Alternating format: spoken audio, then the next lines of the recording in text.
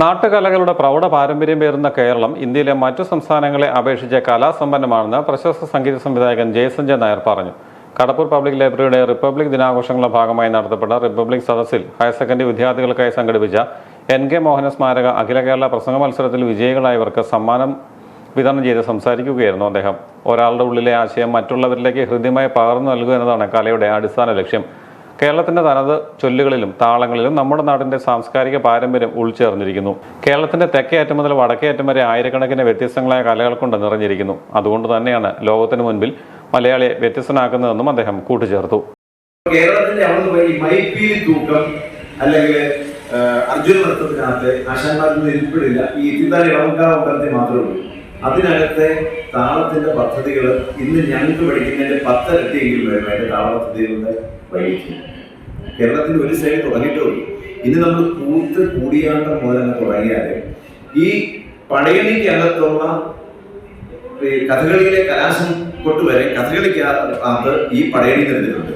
അത് കൂടിയാട്ടത്തിൽ നിന്നാണ് കഥകളി ഉണ്ടായെന്ന് പറയുമ്പോഴും കൂടിയാട്ടം അപ്പൊ അതിനു മുന്നേ ഉള്ളതാണെങ്കിലും കൂടിയാട്ടത്തിന് ഇതിൽ അടുത്ത സംഭവങ്ങളുണ്ട്. ഇപ്പൊ ഞാൻ പറഞ്ഞത് കേരളത്തിന്റെ അങ്ങേയറ്റം മുതൽ ഇങ്ങേയറ്റത്തെ യാത്ര ചെയ്താൽ നമ്മൾ ഓരോ താള പദ്ധതികളും ഓരോ അഭിനയ പദ്ധതികളും ഉണ്ടായിരിക്കുന്നതെല്ലാം നമ്മുടെ ഈ ചെറിയ വൈവിധ്യത്തിനകത്ത് കലകൾ അങ്ങനെ രൂപം കൊടുക്കുന്നു.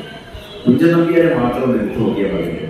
ഒരു സ്റ്റേജിന്റെ മൂലയിൽ നിന്ന് വായിച്ചൊരു സാധനം എടുത്താണ് പോയിട്ട് അദ്ദേഹം സ്വന്തം രചയിതാവും എന്താ പറയുന്നത് ഒരു ആർട്ട് ഫോം തന്നെ അയാൾ ഉണ്ടാക്കുന്നതിന് മുമ്പ് ഒരു ക്രിയേറ്റർ എന്നുള്ള നിലയിൽ അതിന്റെ സർവവും അദ്ദേഹത്തിന് മാത്രം അവകാശപ്പെടാം. കോസ്റ്റ്യൂം ഡയറക്ടർ, മ്യൂസിക് ഡയറക്ടർ, വിദ്യുതയുടെ പണികളല്ല, ഒരൊറ്റ മനുഷ്യൻ അതിനകത്ത് മൊത്തം ഏറ്റെടുത്തിട്ട് ചെയ്യുകയാണ്. അത് ഇന്നും നമ്മൾ ഏറ്റവും കാണാൻ പോയി കഴിഞ്ഞാല് ഒരു ഗാനമേള കേൾക്കുന്നതിലും ആൾ തുടങ്ങില്ല. അപ്പൊ ഒരു കാലഘട്ടത്തിന് അപ്പുറത്തേക്ക് അത് സഞ്ചരിക്കാൻ കഴിഞ്ഞു എന്നുള്ളതാണ് ഇതിന്റെ ഒരു കാര്യം. അപ്പൊ കല എന്ന് പറയുന്നത് നമ്മുടെ കേരളത്തിന്റെ ഒട്ടും മാറ്റി നിർത്താൻ പറ്റാത്ത കേരളത്തിന്റെ വൈവിധ്യം പോലെ തന്നെയാണ് കുഞ്ചൻ നമ്പ്യാരുടെ അല്ലെങ്കിൽ മറ്റുള്ള നമ്മുടെ ഈ കേരളം അങ്ങോട്ടും ഇങ്ങോട്ടും പോയ താള വൈവിധ്യവും അതിന്റെ എല്ലാ മേഖലകളിലും അതിന്റെ വൈവിധ്യം വളരെ വളരെ വലുതാണ്. Meenachil taluk library council secretary Roy Francis republic സദസ്സ് ഉദ്ഘാടനം ചെയ്തു. ഭരണഘടനാ മൂല്യങ്ങൾ പോലും ചോദ്യം ചെയ്യപ്പെടുന്ന ധ്രുവീകരണത്തിന്റെ കാലഘട്ടത്തിൽ ഗ്രാമീണ വായനശാലകൾ മതേതരത്വത്തിന്റെ പൊതു ഇടങ്ങളാണെന്നും അദ്ദേഹം അഭിപ്രായപ്പെട്ടു. Library president VK Suresh Kumar അധ്യക്ഷനായിരുന്നു.